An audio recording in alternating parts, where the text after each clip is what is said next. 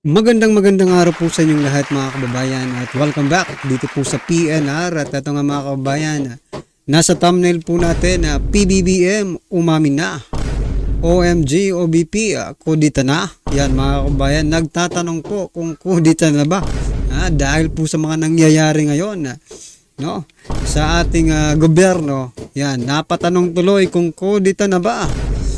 Eto pa mga kababayan, grabe.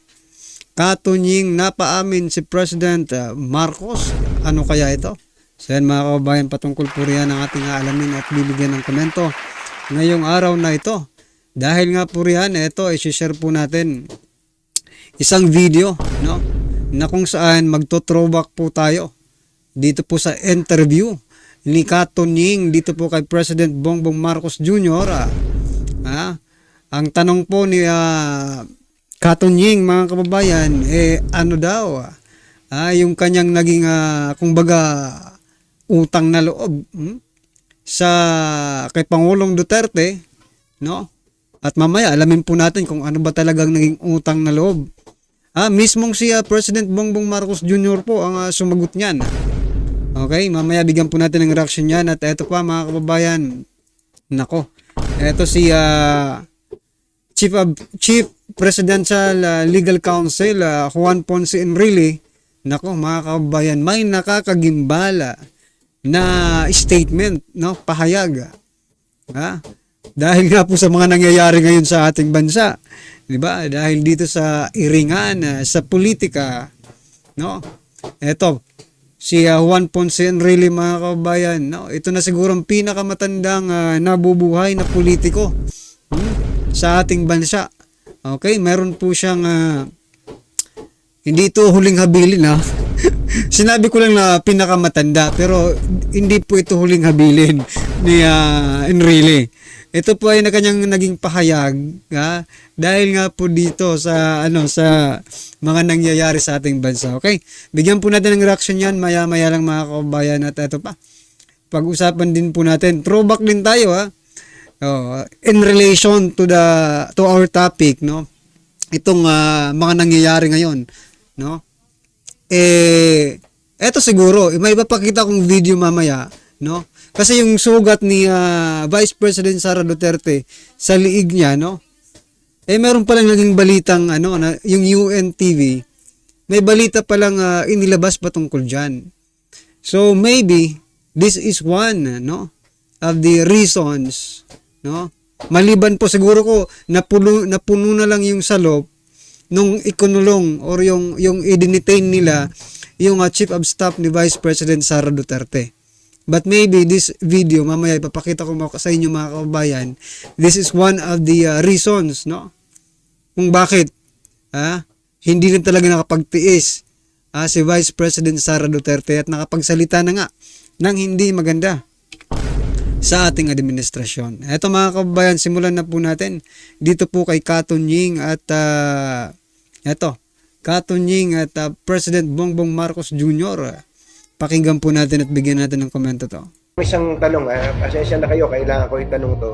Kung meron man pong isang bagay na sa inyong tingin ay tinatanaw nyo ng utang na loob sa Pangulo, sa Presidente o sa pamahalaan na ito, ano po yun kung meron man?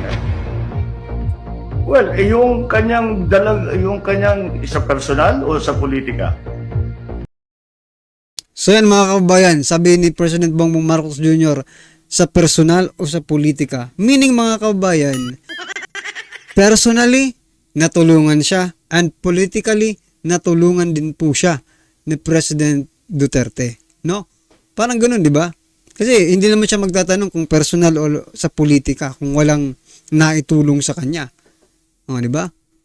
Tingnan nyo na. Napakalaki pa lang na nang naitulong ng dating Pangulo. Pero bakit ganito ang ginawa? Ba? Ginawa mo. Ito pakinggan po natin.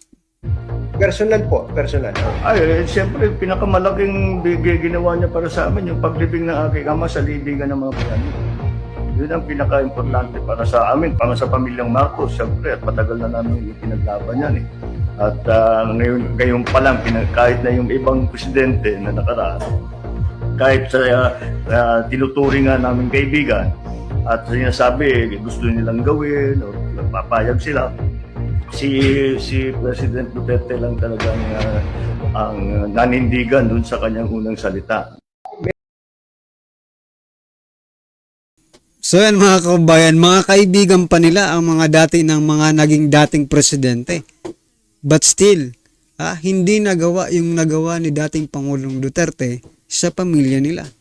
No? Ang tanong, ito kasi dati pa ito, hindi pa siya presidente. Pero ngayon, tatanungin natin kung sakaling marinig, di ba? Ganito pala kalaki ang utang na loob mo, no? Sa pamilyang ito. Ang tanong, bakit mo ginaganito sila? Is this your way of, ang tawag dyan, utang na loob? Pagbabayad ng utang na loob? Huwag ka na lang magbayad ng utang na loob kung ganito lang din naman, di ba? Kung ganito lang din naman, pahihirapan mo yung pamilyang ito, na kung saan sila, hindi kayo hindi nyo sila sinabihan na please, hindi kayo nag-please sa dating Pangulong Duterte, mga kababayan. Siya mismo, nagdesisyon siya kasi yun ang tama, mga kababayan. Diba? Hindi kayo nagdalawang salita, hindi nga kayo nagsalita Ginawa niya lang ng kusa. Bakit? Kasi yun kasi ang tama. Pero ang nakakalungkot lang, yung inyong naging kapalit ng utang na loob is very very far, no, from what is expected, no, mga kababayan. Napakalayo sa ini-expect na kapalit sana ng utang na loob. Well, anyway mga kababayan, dito makikita po natin na walang, kayo magsalita kung anong gusto mong sabihin. No? Ako, ang masasabi ko lang, walang isang salita itong si President Bongbong Marcos Jr. Walang utang na loob. Diba? Sa mga tumulong sa kanya. Diba? Sa napakalaki ang tulong sa kanya. Bukod po sa pagpapalibing sa kanyang ama, ginamit pa nila si Vice President Sara Duterte to make sure na makakaupo sila. Diba? Pero nang nangyari, mga kababayan, ito ang pinilit nila. Panggigipit sa mga Duterte. Ito nga tayo alam naman natin na may kultura po tayong talagang pagdating sa utang na loob. It is our culture, di ba? Sa atin po nagmula ang kulturang yan, mga kababayan. Ang tanong ko nga mga Pilipino ba ang mga ito? Sa bagay, sabi po ni First Lady Lisa Araneta Marcos, siya po ay New Yorker, di ba? New Yorker. Well, anyway, ang gusto ko lang i-point out dito, mga kababayan, bilang isang Pilipino, no, presidente pa naman, you should be must be, no? Hindi lang should, you must be a model to the whole citizenry, di ba?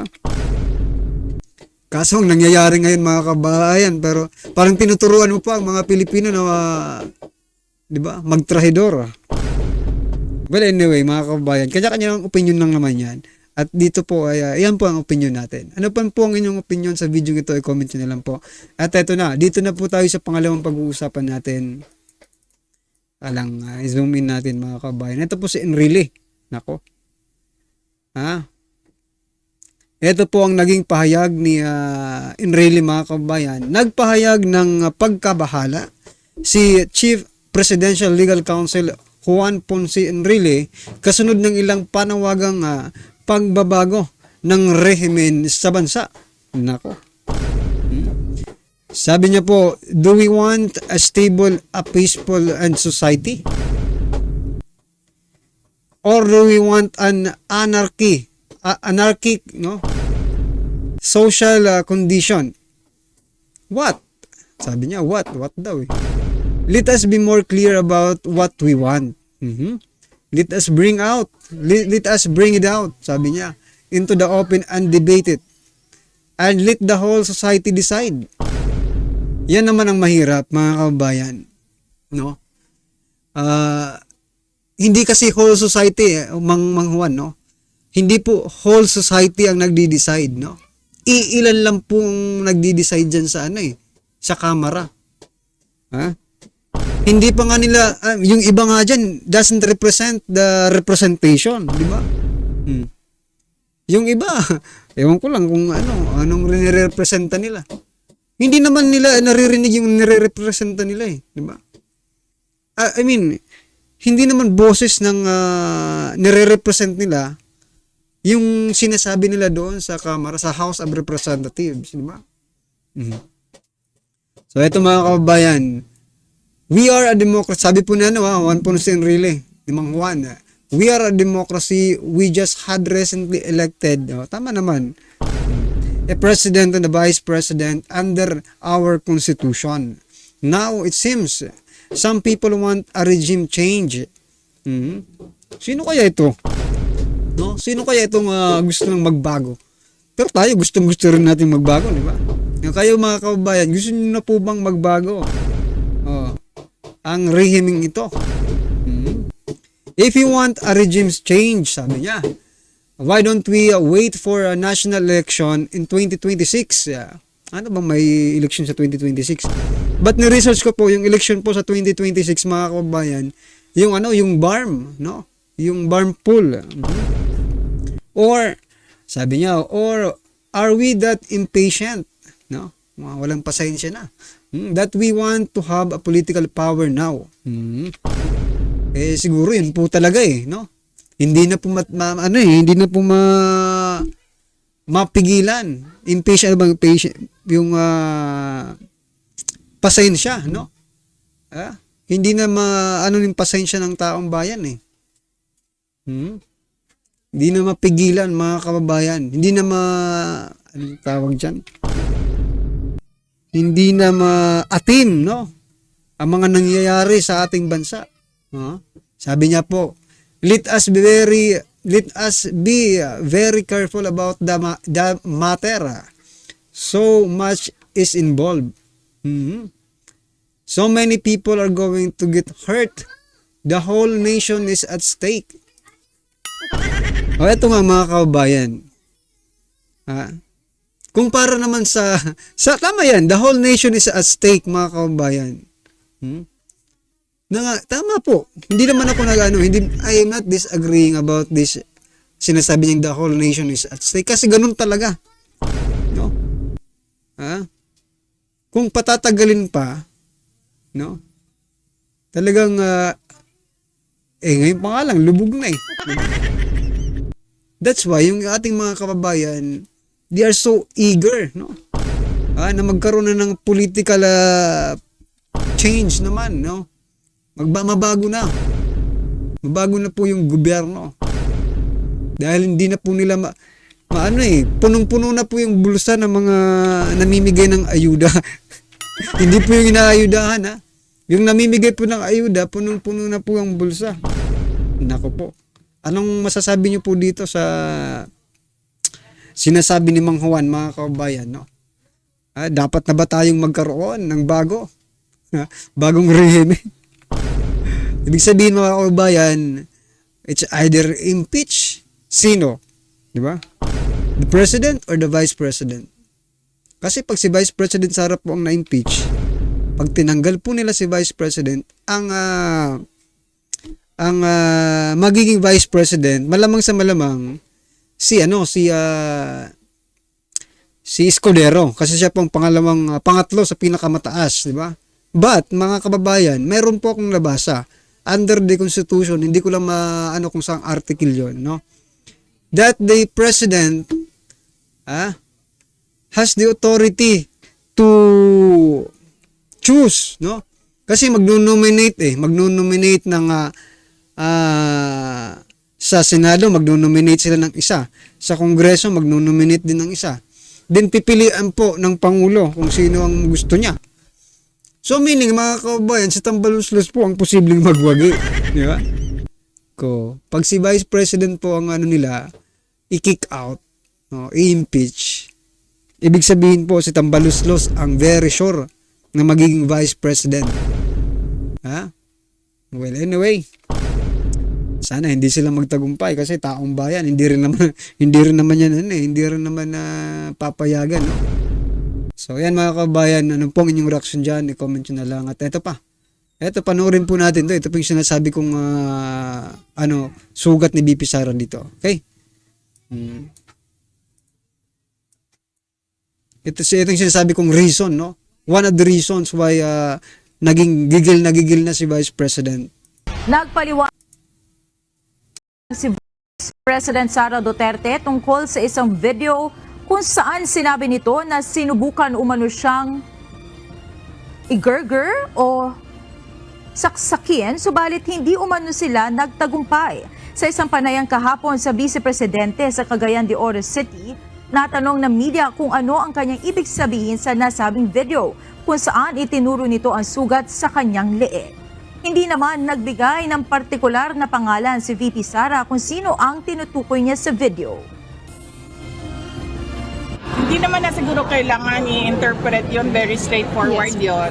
Tinanong ako kung ano yung sugat na nasa leeg ko at sinabi ko na sinubukan nila ako igurgur pero hindi sila nagtagumpay. Sino ba yun sila? Silang lahat.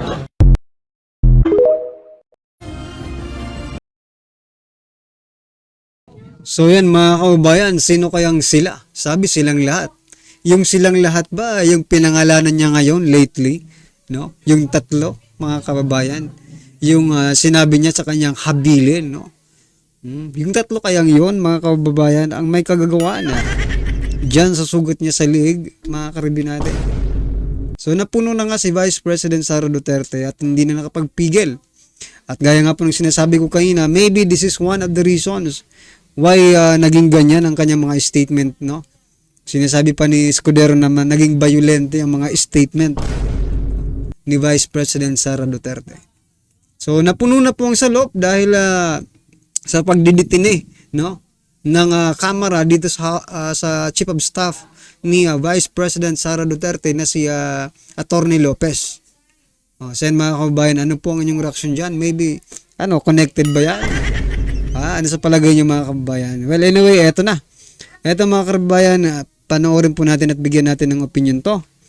Ang title po ng video ito, OMG, OBP na sugatan, naipit na malaking gulo ito. Leak video pinakita na malala. Tinuro PBBM Lisa Tamba. Eto na po. Ito ang breaking news ngayon. Viral ngayon sa mundo ng social media. Huwag kang mag-alala, BP Sara. Nasa likod mo kami at kami ang magbabantay sa iyo. Hindi namin hahayaan nasaktan kanila ng paulit-ulit. Ito ang pangako ng mga DDS supporters, lalo na ang mga DDS vloggers. Matapos ang nakakagulat na pangyayaring kahit di umano sa panaginip, di nila maiisip na ganito ang gagawin nila sa pangalawang pangulo ng bansang Pilipinas, Vice President Sara Duterte. Tila binastos raw ng mga kapulisan na maipasok. So yun mga kababayan, nakita niyo po ba yung isang pulis, no? Iipitin si Vice President Sara Duterte, gusto nang i-close yung van, no? Nandiyan yung Vice President, hindi niya ba nakita yung isang pulis doon? Walang respeto, diba? Iniipit mga kababayan. So anong masasabi niyo? Eto kung si Duterte pa po, si dating Pangulong Duterte pang presidente, baka nasibak ka na. Ha? Kung presidente nga lang dyan ngayon si BP Sara, baka masuntok ka rin, no? Gaya na po nang nangyari sa Davao nung yung traffic enforcer. Nako.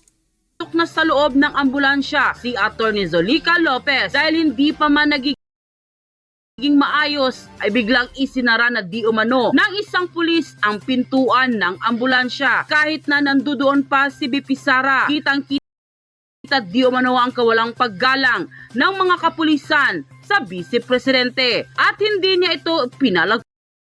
pinalagpas at nagkasagutan ang dalawang panig na hindi alam na nakarecord ang mga nangyayaring komosyon. Pero bago tayo magpatuloy mga kapanig, kung bago ka pa lamang sa aming channel, ay huwag kalimutang mag-like, subscribe at i-click ang notification bell para mas maging updated ka pa lalo sa lahat pa ng mga bagong videos na i-upload namin. At yun na nga mga kapanig, hindi na pinalagpas ng pangalawang Pangulo Sara Duterte at sumabog na sa galit sa naging aksyon ng di umano'y pulis na muntikan ng sirahan ng pintuan ng ambulansya ang Vice Presidente. Mabuti na lamang ay nandyan ang mga DDS supporters na pinigilan ito, kaya't nagkaroon ng sagutan sa dalawang panig na hindi alam ng mga kapulisan na ito ay nakarecord sila. Na mas matindi pa ay gusto pa sumama ng di umano'y pulis sa loob ng ambulansya na tila ba iniisip nilang tatakbo si Atty. Lopez sa kabila ng kondisyon nito ngayon. Kaya't dito na mas sumabog sa galit si VP Sara at hindi naman raw convicted at hindi naman raw kriminal itong si Atty. Lopez. Sa St. Luke's ang punta ng pasyente na si Atty. Lopez at sa ganitong kondisyon.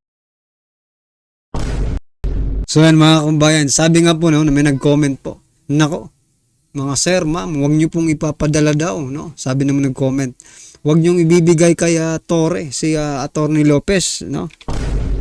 Baka kasi paaminin nang hindi niya naman, di ba? Baka gawa ng script, no? Oh, yan mga kababayan. Kasi ganyan, magaling sila diyan eh. Di ba? Yung nangyari nga sa kamera, yung kaya no, kaya yung isang kernel, di ba? Kinausap ni Fernandez at Barbers. Oh, ganun rin siguro ang gusto na mangyari dito. Eh, alam naman natin, kilala na po natin itong si Torre, di ba? Talagang gagawin po ni Torre ang lahat. Para ano ba? Ano ba? Ma-promote? Well, anyway, mga kababayan, ito pakinggan po natin. Ay sinabi nito na paano makakatakbo itong si Atty. Lopez. Kaya't nasabi ni VP Sara na injustice ang ginagawa ng mga kapulisan na ito at dapat sumunod sa lawful order. Kaya tinawag na bakla ni Vice President Sara Duterte ang pulis na ito na kahit doktor na mismo ang nagsasabi at kaharap ng pulis na ito dahil buhay na kasi ang pinag-uusapan. Grabe nga kung palibutan ng mga kapulisan si Atty. Lopez. Kaya't inulit-ulit di umano ng pangalawang Pangulo sa pulis na kung lawful order pa ba yan ang kanilang ginagawang pambabastos kay VP Sara at sa pasyente. Ngunit makulit din ng lalaking ito at pinagsarahan ng pinto ang Vice Presidente. At so yan mga kababayan, bakit ba ganito ang ano nila? Bakit ba ganitong treatment nila kay Atty. Lopez, no? Kay Atty. Zulaika Lopez, no? Yung Chief of Staff ni Vice President Sara Duterte. Bakit ganito nyo tratuhin siya? Hindi naman po siya kriminal. No? Hindi naman po siya kriminal. Na-detain lang po siya, dahil sinasabi po ng kamera, na na-break po niya, no, yung rules ng kamera, mga kababayan. Hindi siya sumunod sa rules. Dahil lang po dyan, hindi po siya kriminal, hindi po siya akusado, mga kababayan. Yung tuloy na nagpakulong sa kanya dyan sa kamera, yun po ang totoong kriminal, no? Baka nakakalimutan nyo mga pulis, PNP, Torre, baka nakakalimutan nyo. Ito pong Congresswoman Castro, siya po ang convicted, no, for child abuse, mga kababayan.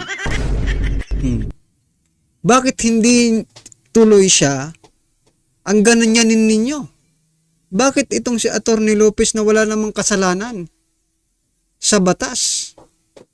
No?